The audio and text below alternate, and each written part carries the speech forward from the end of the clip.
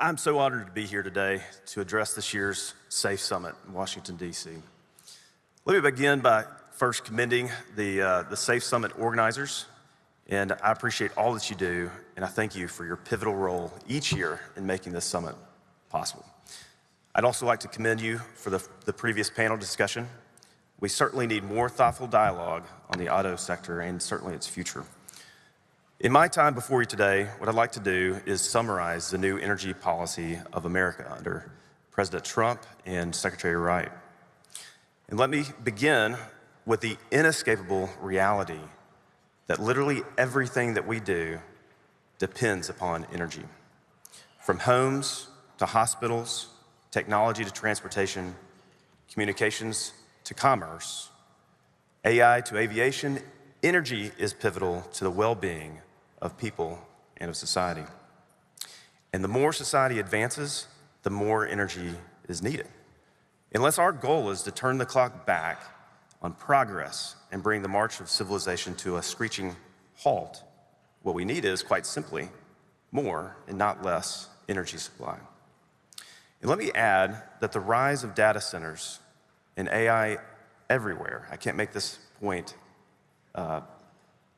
enough, that a tidal wave of energy demand is headed our way. So we need to be ready for it.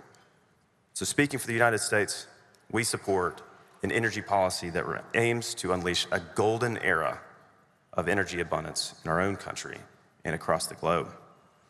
We need a booming, supply-driven energy sector, which gives us the best of two worlds. First, greater energy growth, employment, and profitability on the one hand, and lower energy prices on the other.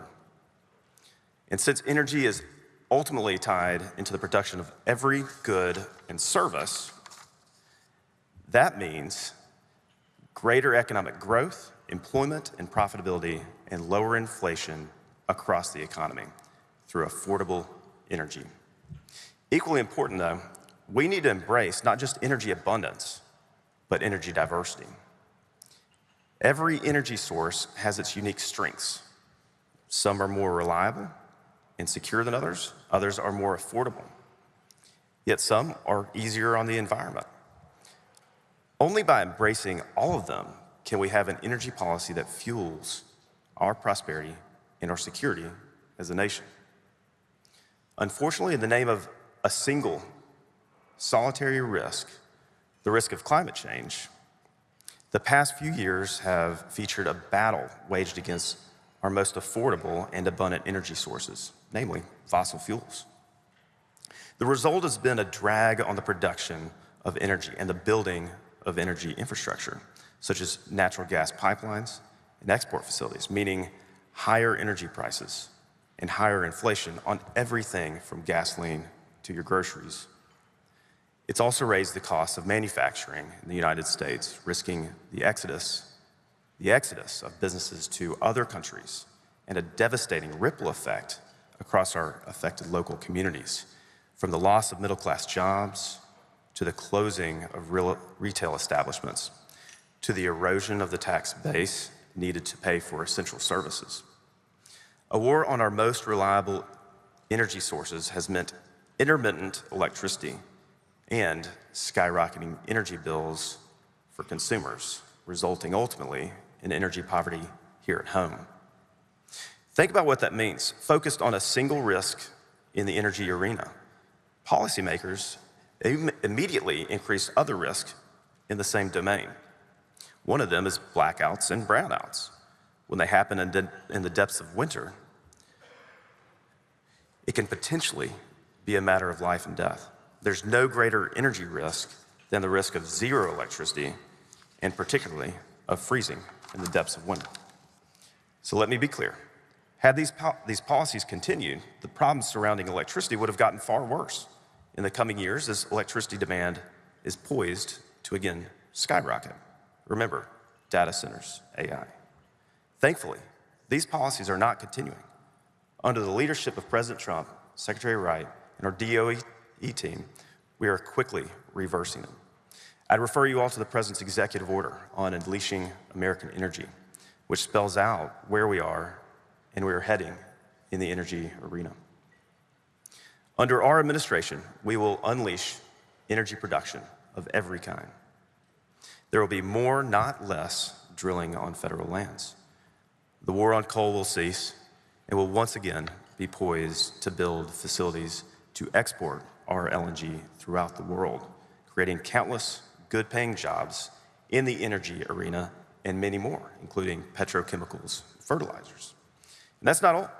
Through our national laboratories, we will do everything possible to open avenues leading to the commercialization of every other energy source, especially including nuclear, small modular reactors.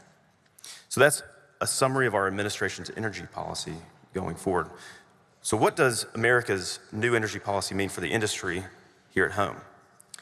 It means the days of overburdening it with unnecessary regulation are over. I'm certain all of you have heard enough about the permitting of upstream projects, and I won't belabor that here. I will, however, point out that barriers to the entry for entrepreneurs are too many. And even our biggest companies have trouble navigating the maze of regulatory frameworks and government support mechanisms that are designed to actually support them.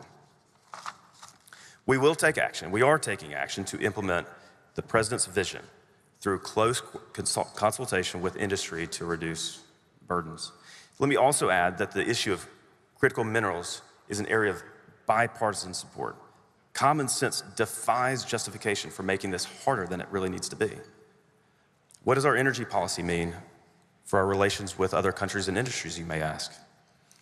Well, first, we will not sacrifice our economy or our security for global agreements for a so-called net zero future. Nor do we encourage any other nation to make that sacrifice either.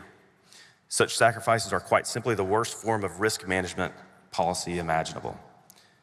As I've said, they focus on one risk alone.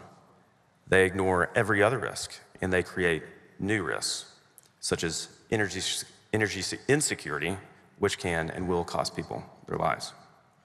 We will not export our emissions to China at the cost of losing jobs to China and allowing China to engage in dumping their excess capacity here across our nation, ultimately creating dependencies that pose a direct threat to our national security. Second, we will no longer accept the near monopoly status that China enjoys in critical minerals. As Deputy National Security and Deputy Assistant to the President Alex Wong shared with you yesterday morning, we are determined to reclaim U.S. leadership in this vital area and to free ourselves from this dangerous dependence. And let me note that there are additional executive orders to support this priority of the administration, including declaring a national energy emergency, unleashing American energy, and immediate measures to increase American mineral production. Third, we're determined to pick up where we left off during the first Trump administration when it comes to LNG exports. Back then, we warned Europe about its over-reliance on Russian gas, and when our warnings came to pass, we stepped up to the plate and saved the day with our own LNG. And while the prior administration criticized our LNG export policies, they hid their own analysis that supported precisely those initiatives. So once again, we offer Europe and the world the alternative of American LNG. And finally, we are determined to help nations around the world escape the continued scourge of the lack of energy access and energy poverty. Of the 8 billion people in the world today, there's 1 billion of them that do not have full access to energy or electricity. Hundreds of millions have yet to experience a single day in an electrified world. Many others also lack access to clean cooking alternatives such as propane. Lack of energy access is, in other words, a grim reality across the globe. And of course, energy poverty means economic poverty. There's no greater thing we can do for our fellow human beings around the world than share with them our energy technology and our energy bounty. And that includes, of course, LNG exports. Increasing our exports will make us more prosperous here at home and spread that prosperity to others around the globe. Over the last 4 years, America's energy policy not only harmed us, but some of the poorest nations and people on the planet. Our policies harmed them in two big ways. First, we tied our own hands on nearly every form of energy in the name of climate change. And second, through restrictions on financing, such as at the World Bank, which ultimately spreads to many other multilateral development banks, we prevented these nations from developing, producing, or utilizing the same fuels and their own resources for themselves. Essentially, we condemn these nations and peoples to futures of poverty and privation. I'm proud to say that such policies died the day that President Trump was sworn back into office. And that means greater prosperity at home and the conquest of poverty for our fellow human beings abroad. A destructive war on energy is about to be replaced by a real battle for humanity and against poverty around the globe. That may sound grandiose, but that's exactly what lies ahead if we pursue the right policies and never look back.